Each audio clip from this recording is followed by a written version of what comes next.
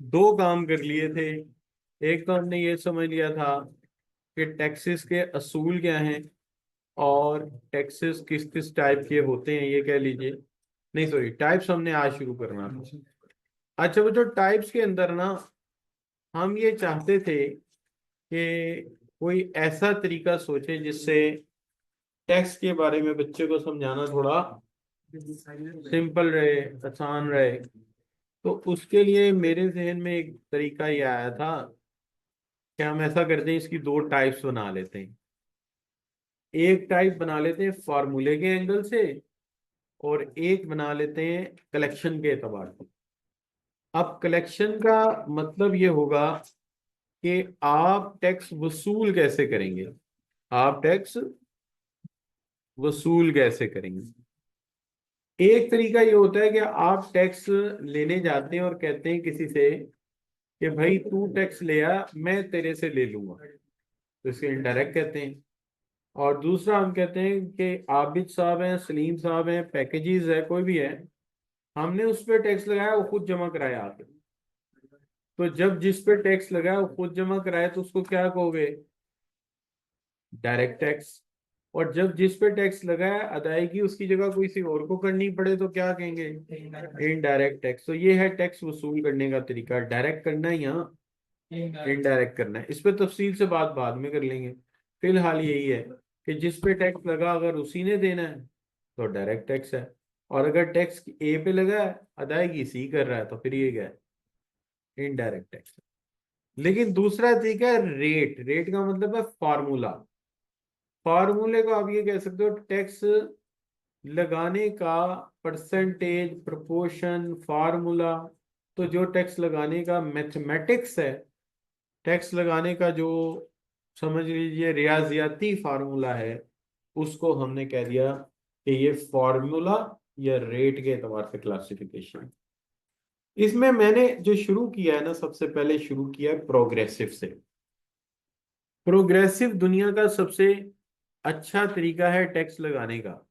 उसकी वजह क्या है कि प्रोग्रेसिव टैक्स जो होता है, ये इस तरह का टैक्स होता है कि किसी बंदे की आमदनी में जितना इजाफा होगा, क्योंकि टैक्स बेस, टैक्स की आमदनी, आमदनी को बेस कहते हैं, हम आमदनी को बेस कहते हैं। तो आप टैक्स बेस को ब्रैकेट डाल के यहाँ इनकम भी लिख देंगे तो भी बात क्लियर हो जाएगी। कहाँ लिखना है बच्चों इनकम, टैक्स बेस की जगह क्या लिख देना बच्चों, इनकम लिख देना है। तो tax is said to be progressive. ठीक है बेटा, बहुत शुक्रिया। अच्छा बच्चों, तो मैं दोबारा बोलने की कोशिश करता हूँ, जरा बात को समझिएगा। बड़ी आसान सी बात है कि हमने टैक्स बेस को इनकम लिख दिया, तो अब ये जुमला कहता है कि tax is said to be progressive if it's rate along if it rate increases along the increase in income.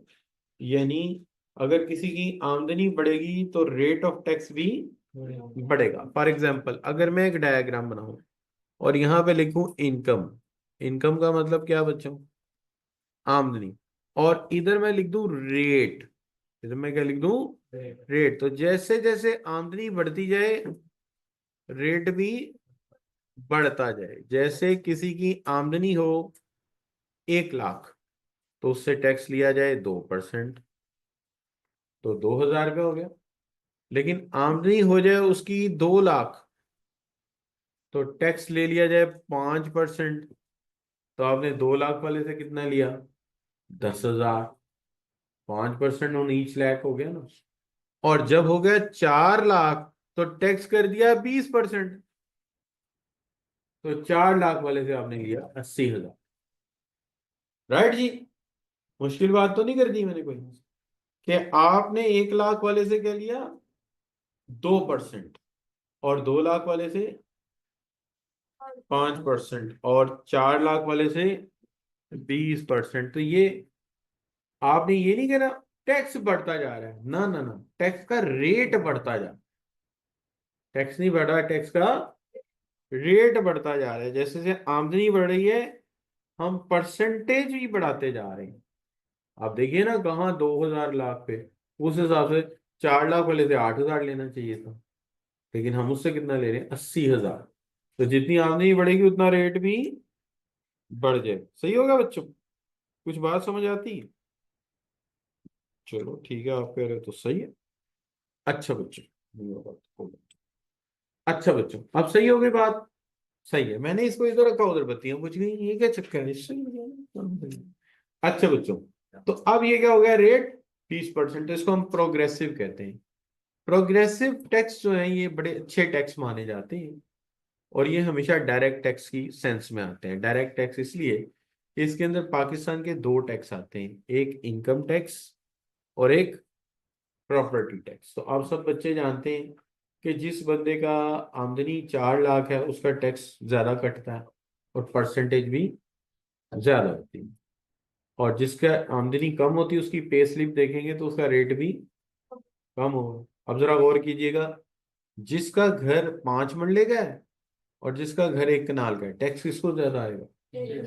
1 कनाल वाले को। घर बड़ा होगा तो रेट भी बढ़ता जाएगा। ये 5 मरले वाले से मेरा ख्याल है महीने का 500 ले रहे होंगे, ठीक है, और कनाल वाले से मेरा ख्याल है महीने का 6,000 से कम हमारे इलाके तो नहीं, नहीं लेते होंगे जी बच्चे। हमारे इलाके में नहीं है, आबादी वाला इलाका, शहर का इलाका नहीं होगा, नहीं, कम। गांव है, गांव में नहीं होता ऐसा। असल में ये जब होते हैं ना, एक होता है कमिश्नर रेट, तो जब कोई चीज शहर में आती तो कमिश्नर रेट आने शुरू हो जाते हैं। जैसे मॉडल टाउन में 1 कनाल के घर का टैक्स बहुत ज्यादा होगा, ठीक है, और हमारे इंजीनियर टाउन में कम होगा, कि हमारा इंजीनियर टाउन है वो काना रेलवे स्टेशन के पास है। तो बेशक जगह बड़ी है लेकिन वो इतनी इंपॉर्टेंट जगह नहीं है। लेकिन मॉडल टाउन, मेन जगह मॉडल टाउन तो तकरीबन कमर्शियल है सारे का सारा ही, ऑफिसेज बने हुए हैं, तो इसलिए वहां पे रेट क्या होगा, ज्यादा होगा। तो इस तरह वो रेट बढ़ाते जाते हैं, जैसे जैसे इलाका तरक्की कर रहे हैं या तरक्की करना कह लें, या आबादी में आता जाए तो उसका उसका टैक्स रेट बढ़ाते चले जाते हैं। बल्कि एक और चीज गौर कीजिएगा, हमारा अगर सिंगल स्टोरी था तो टैक्स कम था, जब ऊपर 1-2 कमरे बनाए तो टैक्स बढ़ा दिया उन्होंने। तो फिर हमने पूछा ये कैसे बढ़ गया, वो कहते जी जो इंस्पेक्टर होता है फिरता रहता, वो देख लेता किसके घर के बाहर ईंटें पड़ी, तो जिसके घर के बाहर ईंटें पड़ी इसने घर का साइज बढ़ाया, अब घर और बढ़ गया, टैक्स और लगेगा, तो वो टैक्स बढ़ा रहा है। इनकम चाहे उतनी हो, क्योंकि घर बढ़ाओगे ना आपका, जब घर बड़ा होगा यानी रेजिडेंशियल एरिया बढ़ाओगे तो टैक्स ज्यादा दोगे। तो ये निजाम है उस हुकूमत का। नहीं बेटे, जो होता है ना, इसका जो आप कहते हो अ, मकान, वो तो साइज नजर आ जाता है ना, सोसाइटी ऑफिस से भी पूरा प्लान मिल जाता है, पूरा एक चार्ट मिल जाता है, यानी जिसको हम कहते हैं मैप। तो उस मैप के अंदर लिखा होता है कि 163D2 जो है ये 1 कनाल का है, तो उनको पता चल जाएगा ना। तो मैप तो अब छप जाते हैं, वो तो वहां मिल जाते हैं। नहीं नहीं बच्चे, ये मैं प्रॉपर्टी टैक्स की बात कर रहा हूँ, आप दो चीजें मिक्स कर रही हैं शायद। हैं, इनकम टैक्स की बात नहीं कर रहा, अभी किसकी बात कर रहा हूँ, प्रॉपर्टी टैक्स की बात कर रहा हूँ, ठीक है। इनकम टैक्स का तो यूं पता लग जाएगा ना कि जो इस फर्म में आप काम करेंगे उसने भी तो टैक्स जमा कराना है। तो जो आपकी सैलरी है उनकी कॉस्ट है, तो अगर वो आपकी सैलरी कम बताएंगे तो उनकी कॉस्ट बढ़ जाएगी, उन्हें ज्यादा टैक्स देना पड़ेगा। इससे वो क्या करेंगे, वो पूरा बताएंगे कि इतने पैसे सैलरीज की मद में हमने 300 वर्कर को दिया है, ठीक है, साल भर में। तो 300 वर्कर, फिर वो कहेंगे इसकी भी प्रोपोर्शन बताओ हमें। और फिर एक लॉ और भी है कि जब आपके पास एम्प्लॉयज ऐसे हैं ज्यादातर जो टैक्स के शेड्यूल में आते हैं, जिनकी आमदनी साल की 6 लाख से ज्यादा है, तो 6 लाख से ज्यादा वाले टैक्स लोग आपके पास काम कर रहे हैं, तो हर महीने टैक्स जमा काटो उनकी सैलरी से और जमा कराओ। जो साल भर का उनका बनता है 12 पे डिवाइड करो, और हर महीने काट के उनके CNIC पे जमा कराओ। तो ये फर्मों की ड्यूटी है, अगर वो नहीं करेंगे फर्म को पकड़ लेंगे कानून से आगे। क्या हाल है? अब हमारे ये जो हैं, ये जो कोठियां हमारी जिसमें हम काम करते हैं, इसका ये है कि इसको कमर्शियल करवाना चाहिए, लेकिन हम कमर्शियल करवाते नहीं। उसकी वजह ये होती है कि अगर हम कमर्शियल करवाते हैं तो सारा फायदा मालिक को चला जाता है, उसमें कम से कम लाखों रुपए नहीं, बाज़ वक़्त करोड़ रुपए से भी ऊपर लग जाता है। यानी 2-2.5 करोड़ रुपया लगेगा या 1 करोड़ रुपया लगेगा तो ये कमर्शियल हो जाएगी। कमर्शियल कराने के बाद हम इसे कमर्शियल यूज कर सकते हैं, लेकिन हम इसकी स्टेटस क्या रखते हैं, डोमेस्टिक। और यूज क्या करते हैं, कमर्शियल। तो एलडीए की मौजें हैं। वो जब आते हैं आगे हमारा कैंपस ही बंद कर जाते हैं, किसी का भी बंद कर देते हैं। गेट बंद किया, आगे एक स्टैंप लगा दिया। और जब उनसे पूछेंगे "ये याद छोड़ दो क्या", वो साल 6 माह बाद आएंगे, 2-5 लाख रुपए। तो फिर उन्हें 5 लाख रुपए देना पड़ेगा। ठीक है ना। ये चीज में ना डॉक्टर नकी है एक, डॉक्टर एस एम नकी, उन्होंने एक किताब लिखी। उन्होंने कहा था पाकिस्तान में कारोबार करना ऐसे है जैसे कत्ल करना है। आपने कोई जुर्म कर दिया है, क्यों करते हो कारोबार, खबरदार किया तो इकोनॉमी चलाते हो, तरक्की करना चाहते हो पाकिस्तान में, खबरदार। सबसे पहले पीटीआई वाले आएंगे, पीटीए वाले, वो हार्टिकल्चर वाले, बोर्ड लगाया है, निकालो टैक्स। बोर्ड लगा, टैक्स दो, जल्दी करो। बोलो भाई कारोबार अभी शुरू किया है तो चलेगा नहीं, नहीं नहीं नहीं, पहले टैक्स दो हमारा। बर्बाद करके रख देंगे कारोबार करने का, सोचा भी क्यों तुम। एलडीए वाले आएंगे, निकाल पैसे, रख 5 लाख रुपए यहाँ पे, कॉलेज खोल के बैठा है, आया पैसे कमाने वाला। ठीक है जी। वापडा वाले आएंगे, ओए डोमेस्टिक मीटर है, कमर्शियल कराओ। भाई किया क्या है, कौन सा जुर्म कर दिया, बंदा मार दिया कोई। ये है हालात पाकिस्तान में कारोबार करने में। और जब वजीर आजम साहब आएंगे, वो आकेंगे हमने बिजनेस फ्रेंडली इन्वायरमेंट बनानी है, हमने कारोबार, लानत भेजो इन पे, इन्होंने करना ही कुछ नहीं। ये नया पाकिस्तान बनाए, कभी पुराना बनाते रहते हैं। ये हमारे लिए कुछ भी नहीं करना चाहते, कोई तरक्की नहीं करना चाहते। सबसे पहले आप अपने उन एम्प्लॉयज को क्यों नहीं पकड़ते जो आके हमारा जीना मुहाल कर देते हैं। मैं आपको बताता हूँ, मैं अपने ब्रदर इन लॉ का घर बना रहा था, कोई 1 कनाल का घर था, वो कंस्ट्रक्शन प्रोजेक्ट सारा मेरे जिम्मे था। तो मेरी फैमिली में सबको पता है कि इसने एमएस किया प्रोजेक्ट मैनेजमेंट, तो कोई प्रोजेक्ट हम आ देते हैं, उन्हें पता प्रोजेक्ट हैंडल कर लेगा। मुफ्ताज हुआ तो दे देते हैं, अच्छा भाई ये पैसे पकड़ो घर बनाओ, उन्होंने बनाना शुरू कर दिया। अच्छा अब मैं इनकी जाहिर है ये वोचर मारते हैं, हम भी इनको वोचर मार देते हैं। तो एक इंस्पेक्टर साहब आ गए, ये घर क्यों बना रहे हो। भाई एलडीए को टैक्स दिया, नक्शा अप्रूव कराया, आके कहने लगा कि कंस्ट्रक्शन स्टार्ट करने का एक लेटर होता है, वो नहीं है आपके पास। कंस्ट्रक्शन स्टार्ट करने का एक लेटर होता है, वो नहीं है आपके पास। मेरे साथ फोन पे था। मैं कहा देखें जी, मैं बैठा हूं अपने ऑफिस में, कहते जी आपका ऑफिस कौन सा है, मैंने कहा बैरिस्टर सुल्तान तनवीर के साथ में लॉ चैम्बर में काम करता हूँ। अब रंग हो गया फक। बोला किसने ने? तो मैंने कहा भाई आपका नाम क्या जी, मेरा नाम जी अब्दुल सत्तार है। मैंने कहा जी अब्दुल सत्तार है, अब्दुल जमाल साहब आ चुके हैं, रजाक साहब आ चुके हैं, फराज साहब आ चुके हैं, और सब अपने आप को इंस्पेक्टर कह के यहाँ पे कागज लेके जा चुके हैं यहाँ से। और हमारी फोटोकॉपियां खत्म हो चुकी हैं। आप बताएं रियल इंस्पेक्टर कौन सा आपने। आप ईमानदारी से बता रहे हो, वरना शाम तक तो फिर मैं मालूम कर लूंगा, मैं तंग आ गया मेरी। मैं कहा लेटर की कॉपी इसलिए नहीं हमारे पास क्योंकि 8 कॉपियां हम दे चुके हैं और हमें आज तक नहीं पता कि इंस्पेक्टर कौन है। हकीकत में क्या है, हर कलर उठता है, आके आपके पास आ जाता है पैसे लेने। अब मुझे उनकी वोचरबाजियां पता है, तो ये पहले ही आया था मेरे पास, तो मैंने उसको नाम ही गलत बताया, फलाना आया थी, फलाना आया थी, फलाना आया सी, साड़ियां तो कापियां मुक गई हैं। उसी का था। तू तू किरा इंस्पेक्टर है, तेरा पेटी नंबर क्या है, तू जरा बता मुझे। मैंने यार तंग आ गया, कमाल होता है यार, मकान बना रहे हैं, को बंदा मार दिया हमने। ओ जनाब चुप करके निकल गया, दोबारा कोई बढ़े ही नहीं है। और अगर हम ढीले पड़ जाते, सर जी वो नहीं हुआ, तो ले आओ रखो जरा 50,000 रुपये, लेटर क्यों नहीं बनवाया। ये है बच्चों हालात पाकिस्तान के। यानी काम शुरू होता नहीं है, चक्के पहले ही आ जाते, पिंड बसे नहीं, चक्के पहले ही आ जाते। This is the system. और हमारे साथ जब आके कोई बात करते हैं ना, मैं नया पाकिस्तान बनाऊंगा, तो हर दिल करता है लितर खाओ ले, ये तो मारना शुरू करिए ना, तो गिनिए घटते मारिए ज्यादा, कि क्या नया पाकिस्तान बनाना है आपने। भाई सोच ही नहीं बदल सके तुम लोगों की, तो क्या बनाओगे नया पाकिस्तान। आज भी किसी के को बात कह दो ना थोड़ी सी, उसकी सोच के खिलाफ, वो पहले गालियां देनी शुरू कर देता हूँ। नया पाकिस्तान क्या बनाना है? तुम्हारे नए पाकिस्तान बनाने वाले को कोई बात करो वो तुम्हें पटवारी कह देता है पहली बात। ये नया पाकिस्तान है। अब मैं क्या कहूं तुम्हारी सोच को। ये नया पाकिस्तान है, पहले गाली दो दूसरे को, और फिर वो तुम्हें लंडे का चौधरी कहता है। फिर गालियां शुरू हो जाती हैं, फिर चलो मुकाबला। तो ये है नया पाकिस्तान। भाई नया पाकिस्तान इल्मी बुनियादों पे बनेगा, कलम से तब्दीली आती है। हमारे नबी ने इल्म दिया था लोगों को कि गालियां दी थी? इल्म दिया था, गालियां दी थी? इल्म दिया था ना। तो इल्म दिया था तो आज तक दीन जिंदा है ना। तो तुम तो हमारे नबी के रास्ते पे ही नहीं चलते, तुम तो गालियां देते हो दूसरों को। तो तब्दीली क्या लाओगे तुम? तुमने तो गंद भर दिया लोगों के जहनों में, टॉलरेंस ही खत्म कर दिया। ये कौन सी तब्दीली है जी?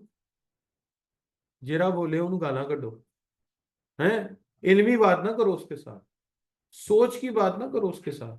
और अगर पूछ लो भाई तुम्हारी तुम्हारी चार्टर क्या है, तुम्हारा मिशन क्या है, याद ही नहीं। ठीक है जी। तो शख्सियत परस्त लोग हैं यहाँ के। यहाँ के लोग भूत परस्त हैं, शख्सियत परस्त हैं, खुद परस्त हैं। मैं साबित करता हूँ, एक बंदे को पसंद करेंगे उसकी खामी एक नहीं बताएंगे। क्यों? यही तो खुद खुद पर, यही तो शख्सियत परस्ती है। अगर मुझे किसी शख्स की खामी नहीं, खामी सिर्फ नबियों के अलावा हर बंदे में है, तुम एक खामी भी नहीं गिनवा सकते, तो इसका मतलब क्या है? शीशे के सामने खड़े होकर अपनी तारीफें करते नहीं करते लोग? ये क्या है? बुत परस्ती है। अपने आप को बुत बना के उसकी पूजा कर रहे हो तुम। ना खुद परस्ती सही है, ना शख्सियत परस्ती सही है। क्या हाल है? ये सब गलत है। तो यहाँ बच्चों माहौल ही नहीं देता हमें कोई कि हम काम करें। तो एक तो ये, मैं तो जब कहा ना कि मैं फलां चैम्बर में काम करता हूँ, उसकी टीम बोल गई। अब वो एक लड़का मेरी बेगम को कॉल करता था, बड़ा तंग कर रहा था रोज ही। वो नंबर कहीं काबू आ गया, उसका नंबर कॉमन है, होते हैं ना जैसे गोल्डन नंबर कह लें सिर्फ। अच्छा भाई, बेगम कह रही अच्छा भाई ये कॉल कर रहे हैं। मैंने कहा ला यार, सलाम वालेकुम भाई, क्या काम है आपको? अच्छा, वो कह रहा है सर जी वो तुसी उन्होंने भी फोन दियो। मैंने कहा मैंने साथ ही। जवान बात सुनो, ये कॉल आ रही इस नंबर पे, जरा पता करो कौन है, और ये बंदा उठा के खारियां कैंट सुबह तक पहुंचाओ। कह सर आप कौन है? मैंने कहा मैं कर्नल मुबशर बोल रहा हूँ। तो मेरी बेटा मुझे हमें मिलना है, आप मिलने आ जाओ ना हमें। तुम्हें शौक है ना, मिलने आ जाओ, खारियां कैंट में मेरी पोस्टिंग है, आ जाओ। तो मैं पास गेट पास भेज दूंगा, तू आई छोनी के अंदर ही सीधा। अगर अब तू आया ना ना तो सुबह तक तुझे छोनी उठवा लूंगा। दोबारा उसकी माँ मर जाए, उसने कॉल करी।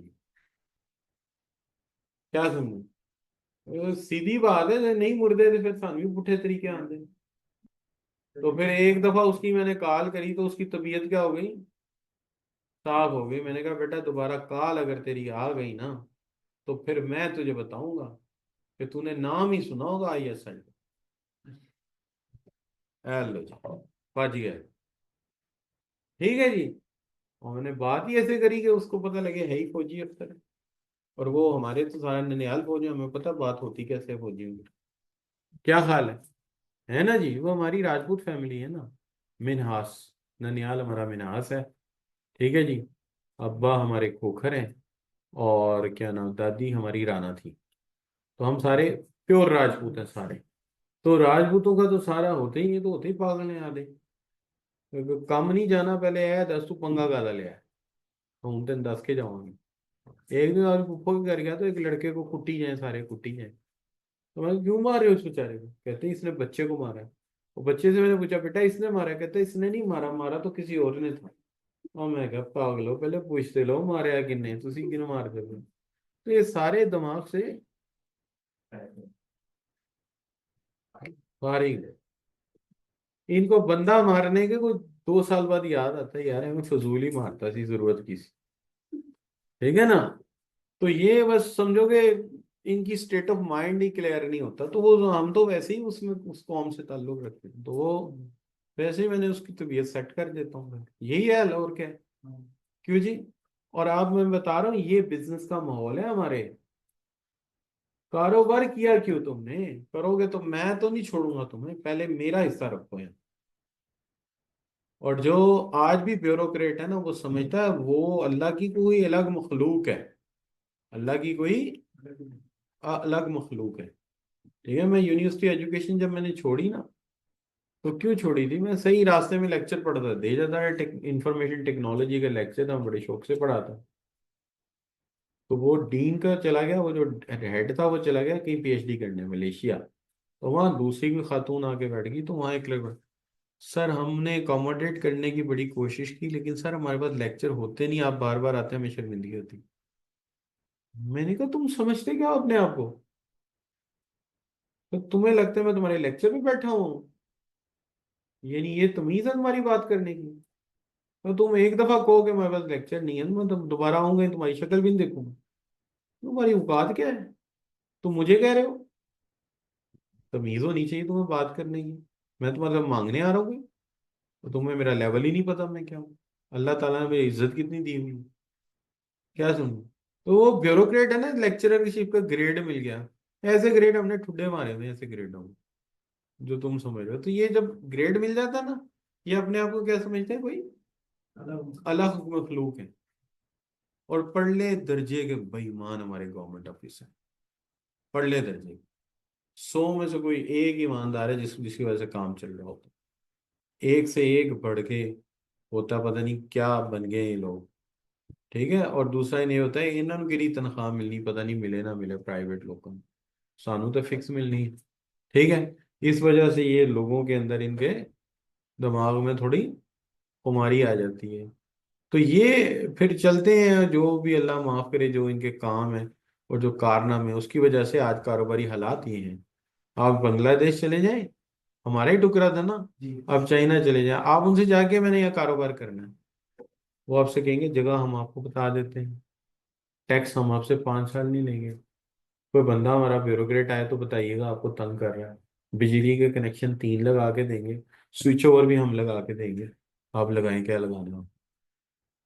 क्या हाल है, तो आपका सारा बिजनेसमैन बांग्लादेश में जा रहा है, क्योंकि आपने अपने आप को सुधारना ही नहीं है, इरादा भी नहीं है। एक होता है ना इरादा, इरादा भी नहीं है, और सोच तो है ही नहीं, तो फिर करेंगे क्या आप। तो ये एक्चुअल स्टोरी है बच्चों। अच्छा जी, अब मसला ये है कि ये कहता है अगर प्रोग्रेसिव टैक्सेस रखने हैं ना, तो इसका एडवांटेज, ये दुनिया के सबसे ज्यादा पसंदीदा टैक्सेस हैं। क्यों? टैक्स तो लेंगे तो काम चलेगा ना, टैक्स नहीं लेंगे काम नहीं चलेगा, लेकिन पसंदीदा क्यों है? इसके लिए चिंता कर। हाँ, ये ना अमीर से ज्यादा पैसे मांगता है और गरीब से कम, तो हर एक का कंट्रीब्यूशन भी करा रहा है, इसलिए दुनिया का बेस्ट टैक्स सिस्टम है भाई। 5 मरले वाले का टैक्स ज्यादा, कम सॉरी, कनाल वाले का ज्यादा, और जो किराए पे देगा उसका थोड़ा उससे ज्यादा, क्योंकि वो कमा रहा है तो कमाई में हमारा भी हिस्सा होना चाहिए। क्या हाल है बच्चों? हुकूमत की तरफ से कह रहा हूं। अब देखिए फायदा क्या है, बिल्ट इन स्टेबलाइजर, वही बात जो भी आपने की है, बिल्ट इन स्टेबलाइजर क्या है, अमीर हो गए तो क्या होगा, ज्यादा टैक्स दोगे। ठीक है, और गरीब हो गए तो कम। अच्छा, यही बात एंटी इन्फ्लेशनरी भी है, ज्यादा पैसे होंगे तो टैक्स भी ज्यादा लगाएंगे। खुद बहुत देखिए ना, अगर आपकी तनख्वाह 4 लाख थी तो 80,000 तो वहीं कट गया, तो दिल को होल पड़ेगा नहीं पड़ेगा? 50,000 महीने का। 80,000 कट गया, तो अब वो जरा खर्चा थोड़ा सा तो खींच के करेगा। और अगर वो 80,000 भी उसको दे देते, 8,000 काटते सिर्फ, तो उसने क्या करना, मतलब घर जाती 2 एसी और खरीद लेगा। 80,000 महीने का, हाथ नहीं। हर महीने ना, मंथली। हाँ। ये एनुअल कटता है, लेकिन मैंने आपको महीने के एतबार से क्यों बताया, समझना आसान हो जाएगा ना। वरना मैं फिर इसको जमा करूं फिर साल में लेके जाऊं, तो एक नई मुसीबत में डाल दूंगा आप। समझ गए बात को? तो कटते पैसे मंथली ही हैं, लेकिन होती हिसाब साल का होता है। रिटर्न साल बाद फिर सबमिट होती है, अगर कम जमा हुआ तो और चेक देना पड़ता है, और अगर ज्यादा हुआ हो तो वापस मिल जाता है। इसीलिए उसको टैक्स रिटर्न कहते हैं, इससे उसे टैक्स रिटर्न कहते हैं। सिस्टम वेरी करता है टाइम टू टाइम, बाज दफा जल्दी मिल जाता है, बाज दफा देर से मिलता है।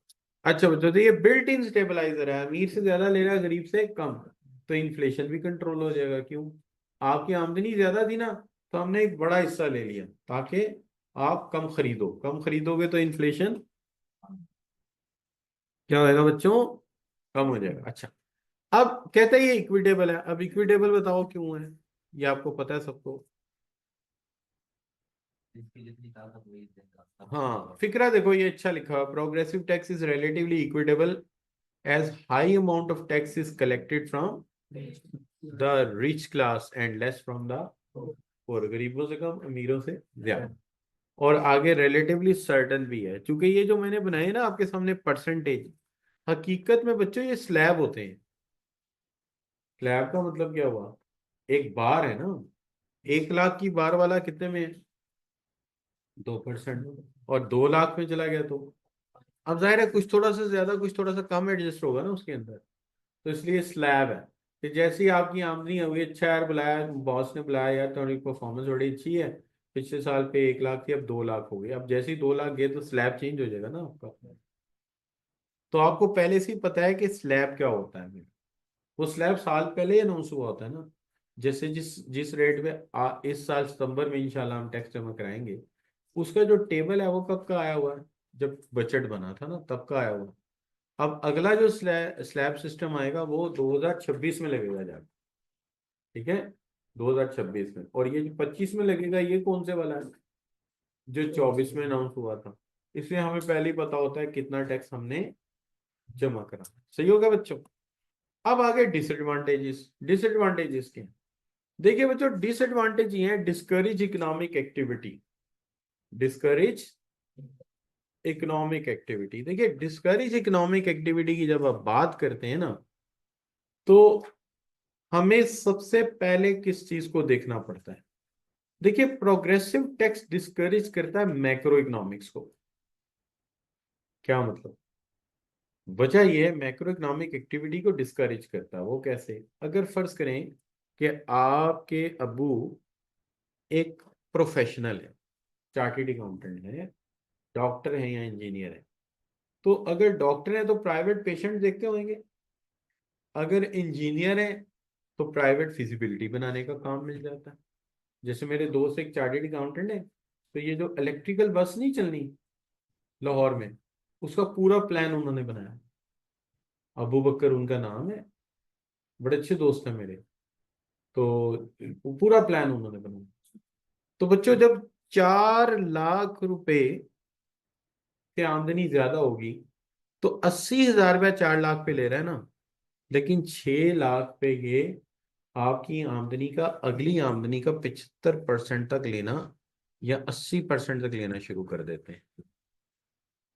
यानी 6 लाख पे जाएंगे तो जो अगली आमदनी है उसका 75 या 80% वो ले जाएंगे इनकम टैक्स वाले। 6 लाख की बार में, 8 लाख की बार में आप जाएंगे, तो जो 4 से अगले वाला 2 लाख है, उसमें से 50,000 आपको आएगा, 1.5 लाख हुकूमत को जाएगा। चूंकि वो बार अगली स्लैब में रेट और बढ़ जाएगा ना। और 8 के बाद क्या होगा, 8 के बाद आपको 10 रुपये ही आ रहे होंगे, 100 में से 90 उनको जा रहे होंगे। तो आप 4 के बाद काम करना ही बंद कर देंगे यार, इसके बाद बाकी टाइम फैमिली को दो, क्योंकि इसके बाद बाकी का जो पैसा आएगा उससे मेरे वर्किंग आवर 8 से शायद 16 हो जाएंगे, लेकिन पैसा जो आएगा 50,000 आएगा अगले 8 घंटों का।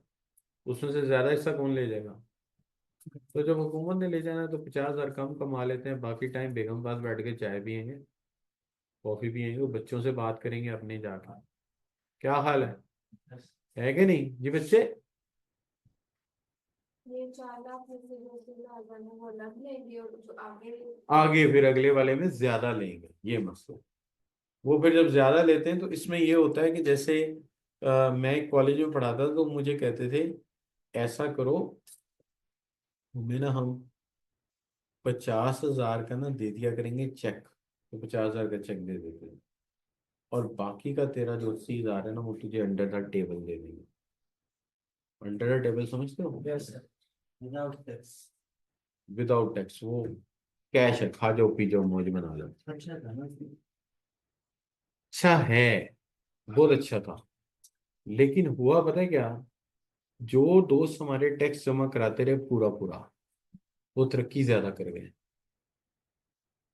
पूरा पाप ने किया। वजह नहीं पता कि क्यों। लेकिन वो प्रोग्रेस ज्यादा कर गए। मेरे एक दोस्त थे, मेरे से 4-5 साल छोटे हैं, अभी भी हैं माशाल्लाह, अल्लाह जिंदगी से दे। तो वो मेरे साथ ही काम शुरू किया उन्होंने। वो एसीसीए भी क्वालिफाई कर गए, और एसीसीए के कास्ट काउंटिंग के अब स्कैन के मशहूर टीचर हैं। साथ पीएचडी करके एमए कॉलेज में असिस्टेंट प्रोफेसर भी हैं। तो एक उनको गवर्नमेंट सैलरी आ रही है 18वें ग्रेड की, पेंशन भी मिलेगी, और एक वो चार्टेड अकाउंटेंट भी हैं। तो क्या नाम लेते हैं, वो पैसे ज्यादा मिलते हैं, वो 3.5-4 लाख रुपया महीने का स्कैन से मिलता है उन्हें। वो 5,000 पर आवर चार्ज करते हैं, क्योंकि वो बड़े टीचर हैं। लेकिन टैक्स पूरा देते हैं, और कोई भी सॉफ्टवेयर का क्वालिटी एश्योरेंस वो भी करते हैं साथ, फास्ट में भी पढ़ाते हैं। तो वो हमसे तरक्की ज्यादा कर गई है। और मैंने नोट किया है कि उसकी वजह ये है कि वो कोई अनएथिकल काम नहीं करते थे। अब ये मुझे नहीं पता, बाकी आप खुद फैसला कर लें क्या हुआ होगा, क्या वजह हुई होगी कि सारे पीछे रह गए, वो आगे निकल गया। हम टैक्स बचाते थे, टैक्स चोरी करते थे, डंडी मारते थे, हम पीछे रह गए, और वो ईमानदार था। अब ये है, हम आप सोचें क्या वजह हो सकती है, क्या हाल है। क्योंकि आप अब नए बच्चे हैं, आप मेरे से ज्यादा अच्छा सोच सकते हैं ना। मैं तो वाकया हुआ आपको बता दिया, सीधी बात है। तो इसका मतलब है ये जो है ना, मतलब गलत काम का नतीजा बहरहाल गलत ही होता है। एक तो हमारे बल्ब फ्यूज होने लगे करके, बहुत ज्यादा बल्ब फ्यूज हुए, मैं छोटा था बहुत। तो अब्बा कहने लगे, बेटा मुझे लगता है हमारा मीटर खराब है। तो अब्बा जी मीटर कैसे क्या कर लगे। अब्बा जी कहते यार हमें हराम रास नहीं है। तो ये मीटर खराब है, और मीटर खराब होने की वजह से वो बिल आ नहीं रहा, और वो उतने पैसे इधर से निकल रहे। तो जाके देखा तो मिस्त्री साहब ने जब दीवार बनाई, तो मीटर लगा हुआ था एक ब्रैकेट पे, उन्होंने टेढ़ा किया हुआ था। उस जमाने का मीटर टेढ़ा कर दो बंद हो जाता, बल्कि उस जमाने में लोग एक गिट्टी लगाते थे मीटर को, रात को उल्टा कर देते थे, दिन को सीधा कर देते थे। तो हमारा मीटर थोड़ा सा यूं हुआ था, तो वो स्लो चल रहा था, वो स्लो चल रहा है। फिर हमने सीधा किया तो हमारे बल्ब जलने बंद हो गए। तो ये भी कोई चक्कर होता है दुनिया, ठीक है ना। और अभी आप देखो हमारे यहाँ जनाब, लोग चैरिटी इकट्ठी करते हैं ज़कात ट्रस्ट की, वो भी खा जाते हैं, वो भी हजम हो जाती है भाई उन्हें। लक्कड़ हजम, पत्थर हजम, रिश्वत हजम, सूद हजम, है जी, ज़कात हजम, सब हजम। अच्छा बच्चों, सो इससे डिस्करेज होगी क्या, एक लेवल के बाद बंदे का दिल नहीं करेगा, यार काम मैं करूं पैसे ये खाएं, इससे अच्छा है मैं ये काम नहीं करता, मेरा दिल ही नहीं कर रहा। अच्छा बच्चों, अब persuasion of tax evasion, persuasion of tax evasion, लोग टैक्स चोरी करने की भी कोशिश करेंगे, जैसा मैंने अभी कहा, आपके सामने बात हुई है अभी। क्यों? क्योंकि टैक्स ज्यादा हो जाता है, फिर दिल नहीं करता ना देने को, क्या हाल है, तो बंदा तरीके निकालता है, यार ये टैक्स चोरी के तरीके निकाले। अच्छा बच्चों, आगे क्या होता, कहते हैं ये इन्वेजन ऑफ इंडिविजुअल राइट्स भी है। ये क्या वजह हुई, सोचते हैं हम सब मिलकर, को बात समझ आती है। कहते हैं ये फर्द के बुनियादी हकूक पर हमला है, इन्वेजन, हमला है। तो क्या मतलब, क्यों हमला है?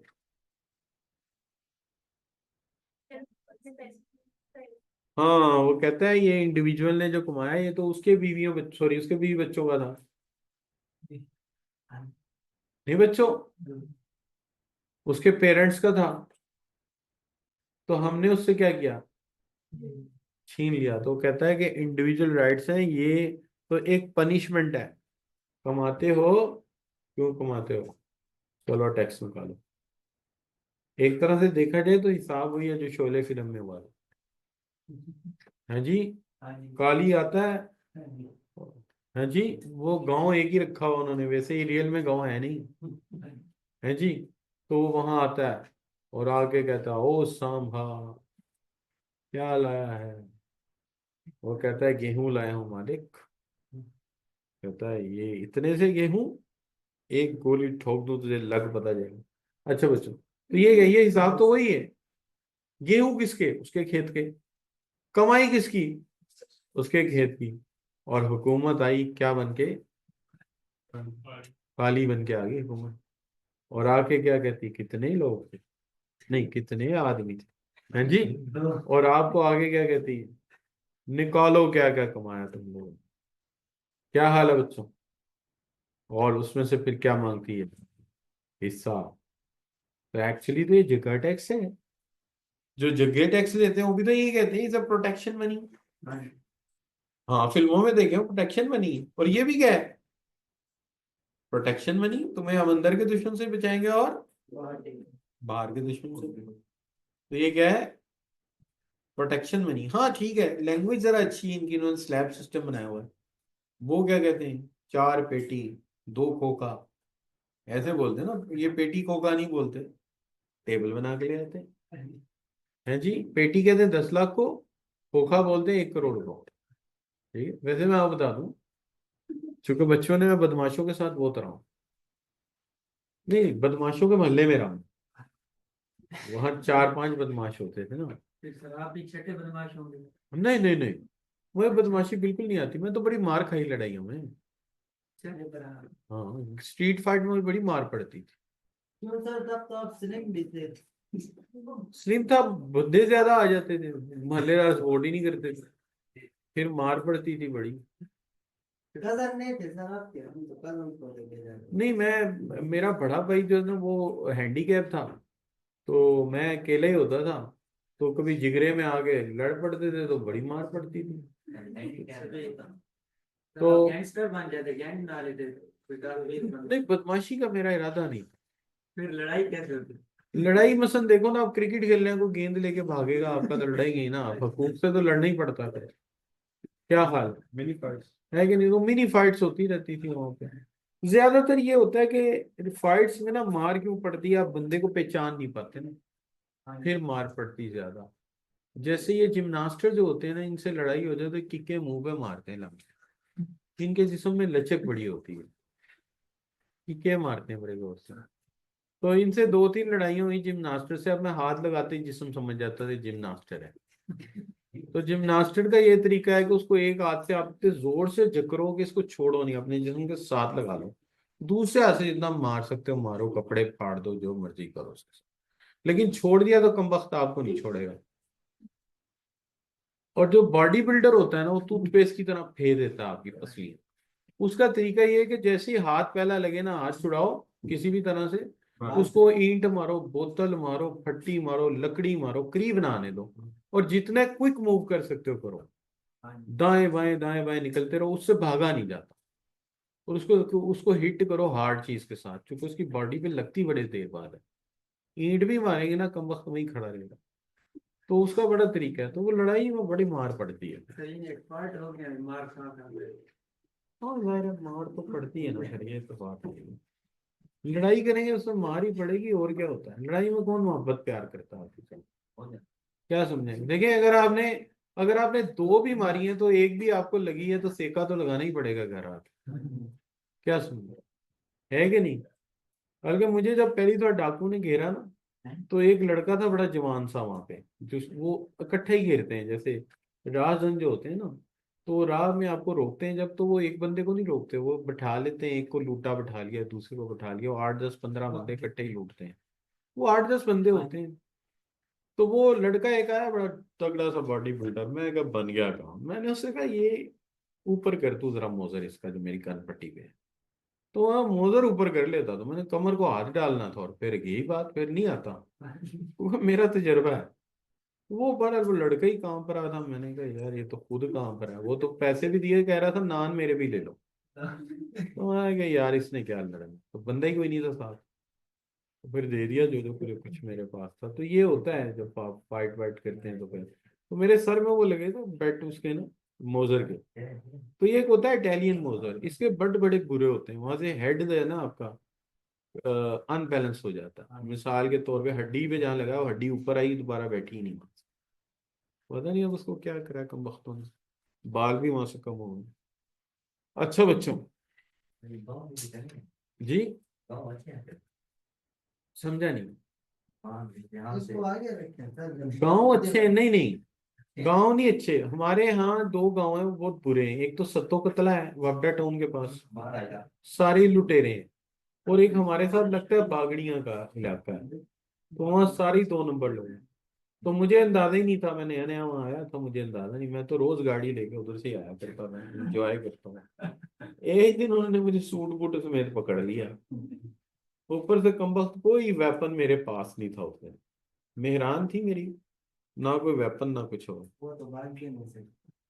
उनके पास वेपन ज्यादा थे काफी, उनके पास वो मोजर के साथ उन्होंने वो अटैच किया हुआ था, बड़ा मैगजीन, तो टीटी रनर बनाया हुआ था उसको।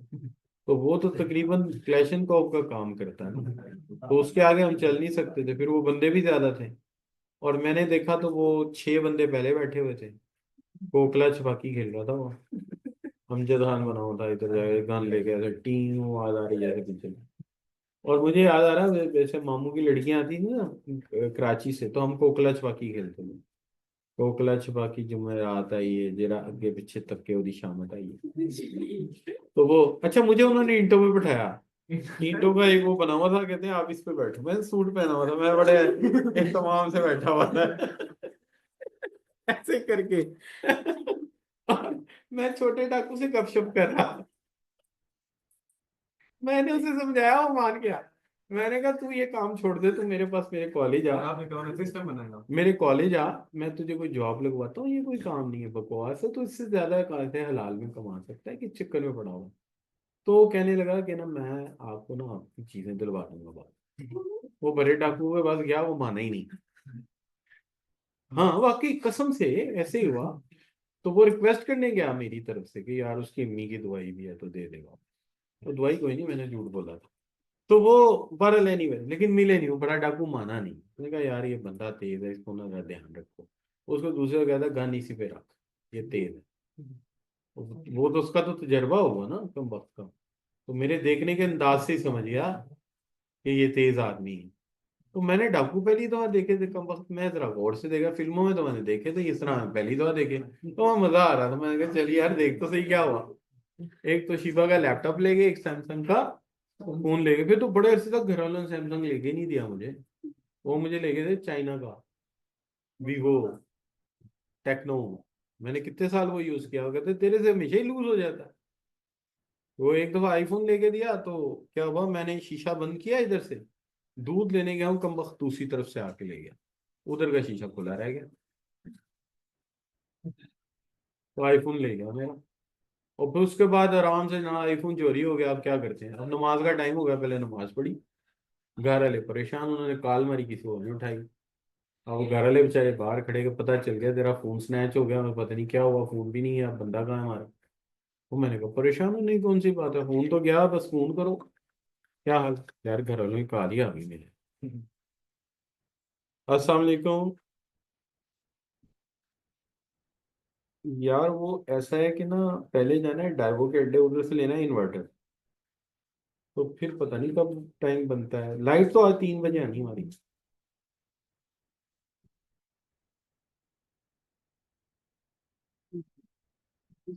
अच्छा सही है, मैं मुझे याद पड़ता है, पता नहीं मैंने चाबी रात रखी थी कि नहीं, मैं जरा चेक कर लूं। घर आऊंगा तो आप लोग तो हो गए। अच्छा अच्छा, हाँ आज तो पेपर नहीं है, सही है सही है, गुड हो गया, गुड हो गया, चल सही है, सही है, सही है। ओके ओके, अल्लाह हाफिज़। वो बेगम ने ना निहारी बनाई, तो कह रही थी नान लेते आना। अच्छा बच्चों, बेगम बहुत अच्छी है मेरी, एक ही बेगम है मेरी। और ये है कि मतलब रोब मैंने बड़ा रखा हुआ है, मैं जाता हूँ हाथ ऐसे ऐसे कामते हैं। बेगम ये मेरे, बेगम के डरती है बहुत, देखा कैसे फोन करके बता रही कि नान लेके आना रास्ते में से, खुद फोन करके बता रही है। उसको पता है अगर घर आ गया और नान ना ना मैंने वो हुए तो वो डांटेगा आगे से। तो बड़ा रोब रखा हुआ, बड़ा दहशत, सॉरी मिलते, बड़ा दहशत वाला बनता हूँ मैं। अच्छा बच्चों, तो वो जो बच्चों डाकुओं का फिर क्या हुआ। अच्छा डाकुओं की मुझे कुछ बातें समझ आई। अच्छा बात ये समझ आई कि डाकू को मारे कभी नहीं, मुझे पुलिस वालों ने बाद में बताया, पुलिस वाले बुला लिए ना किसी ने। और दूसरी बात पता है क्या, उन्होंने ट्रंक फेंका हुआ था दरख्त का, जब वो डाकू गए, एग्जिट हुआ, मुझे सबसे पहले पता चला कि वो एग्जिट कर गए। और मैंने सबको बताया कि यार चले गए हैं। तो जैसे मैंने चले गए वो सारे मोटरसाइकिलें लेके भागे, ना पत्थर उठाए ना वो ट्रंक उठाया। अब मेरे अकेले से उठाया ना जाए। उतनी देर में पुलिस आ गई। हम दो ही बंदे थे, एक सिटी वाला था एक मैं था। तो वो उठाया ना जाए। लेकिन उस दिन मुझे पता चला कि कभी ना मारो इनको, कुछ ना कुछ चीजें दे दो। वो मुझे कहने लगे कि भाई बात ये है, इनको ना ये इलाका भी पता है, आपकी गाड़ी का भी पता है, नंबर भी उनको पता है। आप इनमें से एक भी मार देते ना और वहां गिर जाता तो उनके गांव का, मस्जिद का मौलवी भी गवाही देने आ जाएगा कि वो तो बड़ा नेक मुंडा है, पहली हफ्ते तकबीर ही हुई पड़ता सी। वो तो वो रफाए हाजत अली गया थे, इन्हें उन्हें गोली मार देती। गरे वो आप गए बस फिर। मतलब आपने पूरा 307 भुगत के ही आने, क्योंकि उन्होंने तो पूरा पिंड गवाही देना आ जाएगा। और दूसरी बात, आपको फिर वो ट्रेस भी करेगा। अगर आप जमानत भी हो जाती ट्रेस करेगा, क्योंकि वो गांव सारा एक होता है, बदमाश है। और अगर आपको लग गई तो बंदा ही नहीं लबना। क्यों? भाई क्या पता कौन मार गया, हमें क्या पता, पुलिस ढूंढेगी कभी? पुलिस कभी नहीं ढूंढेगी। शाम को उसको बुला के उससे कही क्या क्या लुटा इधर ला, सारा ले लेगी। बंदा मार दिया तूने डरा डरू के, और बंदा पता ही नहीं कौन है। तो इसलिए वो कहते हैं भाई अच्छा किया आपने नहीं छेड़ा कोई चीज। अगर आप कोई रिएक्शन करते को बंदा मार देते ना, तो जेल में आ भी जाएंगे। यानी खरबूजा छुरी पे गिरे या छुरी खरबूजे पे कटेगा, खरबूजा ही तो बेहतर है भाई, उसको तुम दे दो। ठीक है जी। तो ये बात उन्हें समझाइए। अच्छा बच्चों, लॉस ऑफ गवर्नमेंट रेवेन्यू। भाई जब सारे टैक्स चोरी करेंगे तो क्या होगा? रेवेन्यू तो गवर्नमेंट का जाएगा ना। तो इस निज़ाम में ये खामी है, लेकिन इसके बावजूद भी इस निज़ाम को बहुत ज्यादा, वैसे तो देखिए ना, टैक्स के उसने कह तो दिया है कि आपके राइट्स का वायलेशन है, तो वायलेशन तो है। अब वायलेशन में अच्छा वायलेशन बुरा वायलेशन जो भी कह लेंगे, सबसे अच्छा तरीका क्या है? प्रोग्रेसिव टैक्स का ही है। ठीक है बच्चों, तो आज इतना ही रखते हैं। कल मैं आपको पढ़ाऊंगा रिग्रेसिव टैक्स, और फिर पहले प्रोपोर्शनेट कर लेंगे, फिर करेंगे रिग्रेसिव। राइट बच्चों, फिर वसूली के एतबार से करेंगे। हमने 3-4 दिन बस टैक्स ही पढ़ लेते हैं, बस अब खत्म करते हैं इस वीक को। ठीक है जी, सही होगी बात? अच्छा बच्चों, तो यहां तक बात कर लेते हैं, फिर इंशाल्लाह आपसे बात करेंगे जब हम आपको डिमांड एंड सप्लाई पढ़ानी शुरू करेंगे मंडे को। वो कह रहे हैं 13 से आपकी क्लास स्टार्ट हो जाएगी प्रॉपरली। ठीक है। अच्छा